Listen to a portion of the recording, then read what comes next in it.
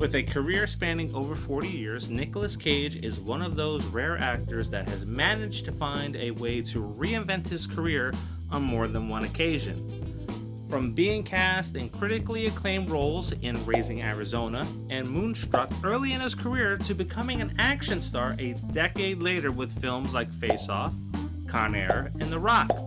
His career peaked between the mid-90s and the mid-2000s, where he was nominated for Best Actor twice at the Oscars, winning one for his role in Leaving Las Vegas, where he played an alcoholic screenwriter who falls in love with a prostitute in Las Vegas.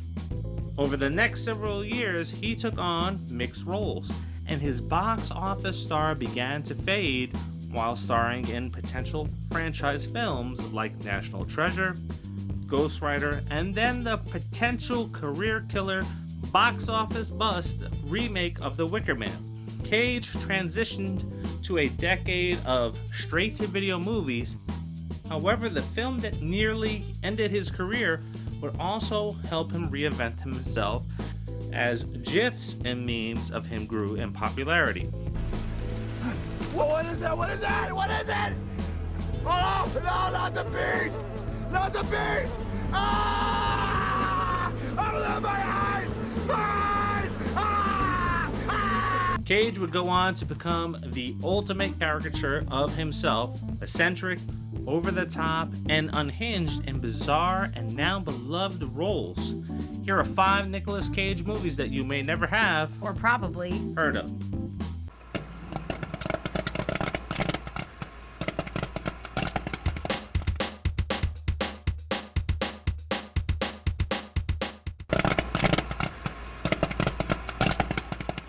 Number 5.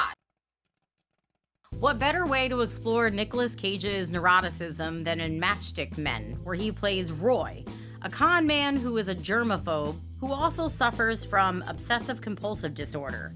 When he is not robbing elderly couples of their life savings, he is having manic fits over guests tracking dirt in his home because they left their shoes on when entering.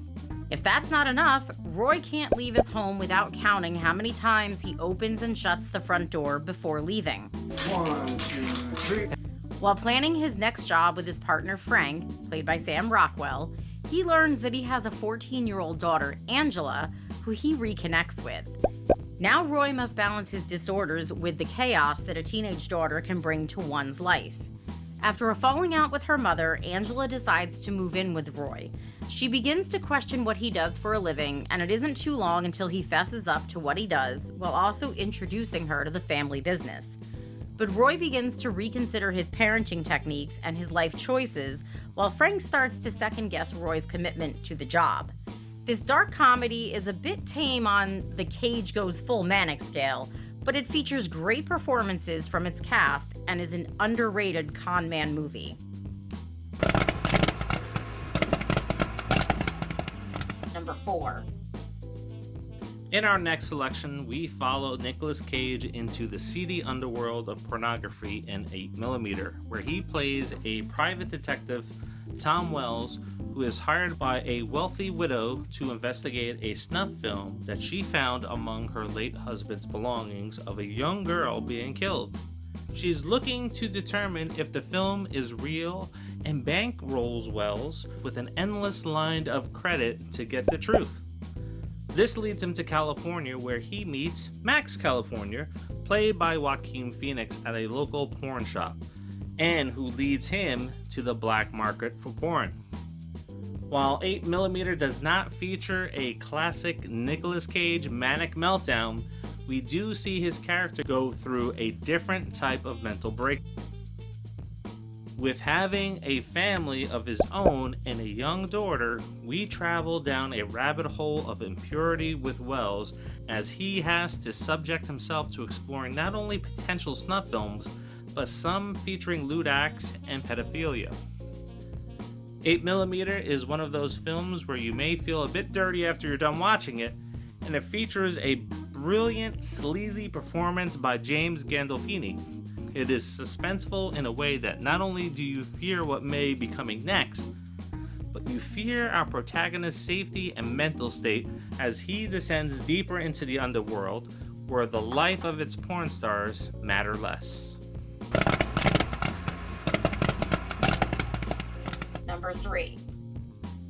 In perhaps one of the best films to get lost in 2022, Nicolas Cage goes full meta in playing the ultimate caricature of himself in The Unbearable Weight of Massive Talent. Cage plays himself, an actor on the brink of financial ruin and struggling to find work. That is until an offer comes in from his #1 fan, Javi, played by Pedro Pascal, to appear at his birthday party for $1 million. But unbeknownst to him, Javi is the boss of a drug cartel family, and he has an ulterior motive for Cage to be at his party. Is Javi gonna want me to, I am Javi. Nick Cage. When Cage arrives in Majorca for the festivities, he is intercepted by the CIA at the airport, and they recruit him into getting intel on the cartel by convincing Cage to take on his best role ever, playing himself, playing a secret agent. Cage dials up his craziness to an 11 throughout the film as he often battles with himself over getting the job done. Outside of that, his chemistry with Pascal creates one of the best on-screen comedy pairings we have seen in a long time, which will leave you wanting more from the two of them by the end of it. Number 2. Renfield is Nicolas Cage's 9th horror film, but only one delivers his unique style of his insanity. In Willy's Wonderland, Cage plays a man who will be known as the janitor. Cage is passing through a small town outside of Hayesville, North Carolina, when he runs into some car trouble. After his car is towed to a garage and he learns that they only take cash, the only way that he will be able to pay for his car being fixed is by cleaning up an abandoned family entertainment restaurant that has been home to several murders. Cage soon learns that he is not alone in his efforts to clean up the restaurant and is met with distractions when he encounters several possessed animatronic robots looking to kill him or anyone who sets foot in the building. We get Cage going fully manic while slaying possessed robots that appear to be the rejects from the knockoff Chuck E. Cheese without ever saying a single word in the film. Instead, Cage's insanity drives the story with only facial expressions and a little pinball. Willy's Wonderland is chock full of robot gore and is made whole when a group of meddling kids attempt to burn the restaurant down to the ground with Cage inside. Only when they discover him inside, they go on a rescue mission to get him out, only to have it backfire on them, as we would hope and expect to happen. Number 1. There are several films that capture the essence of Nicolas Cage's insanity, like the one where he has a bomb strapped to his balls.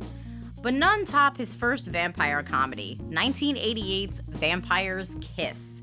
Cage plays a yuppie, Peter, living in New York, whose primary objective is making money and adding as many notches to his headboard as possible, with bringing home a new woman every night after prowling the local club scene. But everything soon changes after one night he and his date are attacked by a bat inside of his apartment, followed by the woman he brings home the next night biting his neck.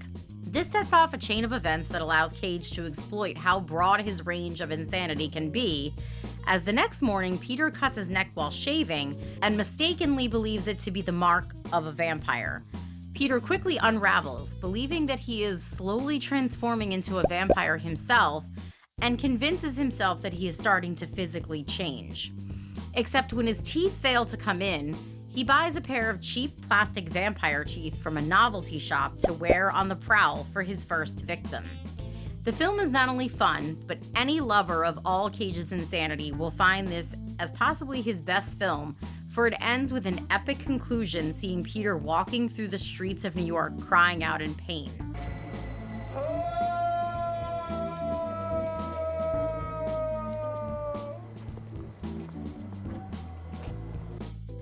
While Vampire's Kiss screams the 80s, which may turn some people off, but has found new life over the years with the various wild-eyed Nicolas Cage memes and GIFs that have been spawned from the film. You know, I was never a Nicolas Cage fan as a kid. Same.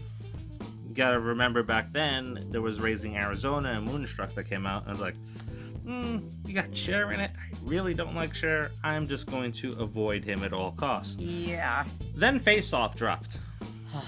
And I watched that on repeat a lot. Yeah, I watched that movie a lot. I remember watching it with my dad because he was really a big fan, well, of Travolta.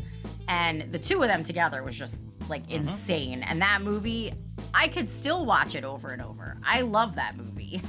I'm wondering how they're going to do the sequel. I guess we'll find out when that comes out. I guess so. Then, for me, it was Gone in 60 Seconds. It wasn't for Nicolas Cage, it was for Angelina Jolie. But he was great in that role, too. Fast forward ahead, and then I think it gets into the movies that we both kind of started watching them a little bit more, with Matchstick Men being one of the first ones that we started watching, one of the films that we started watching him with. I don't know what it is about him. He seems like a cool guy. His on-screen meltdowns is well documented in countless movies. Because no one can have an on-screen movie meltdown like Nick Cage. Yeah. And Vampire's Kiss, I don't really care for many things that are the 80s.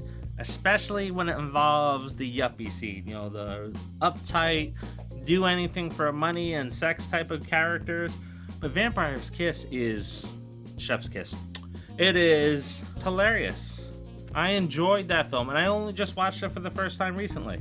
Yeah, same. I don't even think I had ever heard of it before we saw it. So, and it was, it was really cool to watch him unravel yet again because he is so incredibly good at it. Yeah, and then, of course, Willy's Wonderland. Oh my God, that is just so good. When I heard that he didn't speak in that movie, I was like, oh, come on. I'm like, really? We're not going to get to hear Nick Cage talk or say any of his cool lines? I'm like, this movie's going to be a bust. This movie was absolutely hilarious, and he didn't need to talk. Yeah. So of the hidden gem Nicolas Cage movies that are out there, do any of these make your list? We know there's a lot of great movies out there that are well known, but want to find the ones that maybe not everybody's heard of. So let us know by dropping that in the comments below. Now don't forget, it is the quest for 5,000 subscribers, and you can help us get there by liking, commenting, sharing, subscribing. Yes, please do that. And along that quest, every video gets 25, 50, and 75 likes and comments. We'll win some movie theater swag. Once we hit 100 likes and comments, we'll send out a full-size movie theater poster. And recently, we just announced a bunch of winners. Your name may be on there, so go into our community page and check that out. Once we hit 5,000 subscribers, you'll have a chance to win a box of Strawberry Scream cereal signed by Matthew Lillard, David Arquette, and Rose McGowan. It is pretty sweet. I am pretty tempted to just end the contest and keep it myself in this collection. Well, I think we have to set a time frame for that 5,000, because if we don't hit it, I'm gonna have to say it's ours. Yes, I'm so tempted to get a fourth name on there. So if you want a fourth name on there, like, comment, subscribe, help generate some funds so we can add a fourth name on there. Because the YouTube money that we get, we invest it back into the channel, and we try to get stuff that we can give out as well. You know about Joseph Whip? No. Well, I am what talking about Judy. Oh, Marley Shelton? Anyway, once we hit 4,000 subscribers, we have a prize too. It is the Cinemark Popcorn Head Ghost Face Bucket. First edition. So you'll definitely want to take part of these contests. Anyway, we'll see you on the next Pop 5. See ya.